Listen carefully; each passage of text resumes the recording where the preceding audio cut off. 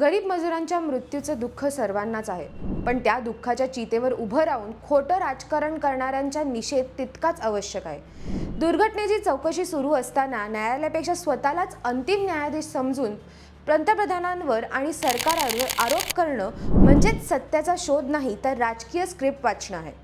जर नियम मोडले असतील, कायद्याचे उल्लंघन झाले असेल, बेकायदेशीर बांधकाम झालं असेल किंवा अधिकाऱ्यांनी निष्काळजीपणा केला असेल तर संबंधित प्रतिक्रियेवर कठोर कारवाई झालीच पाहिजे। यासाठी कोणालाही माफी नाही। पण तपासाआधी निष्कर्ष, पुराव्याआधीच दोषारोप आणि मृत्यूंच्या वेदनेचं राजकीय भांडवल ही संवेदनशीलता नाही तर ही संधिसाधूपणाची पराकाष्ठा आहे। ज्यांनी वर्षानुवर्ष कचरा व्यवस्थापनाच्या प्रश्नाकडे दुर्लक्ष केलं तेच आज नैतिकतेचे ठेकेदार बनून ओरडत आहेत। जनतेला भावना नव्हे तर सत्य हवं आहे।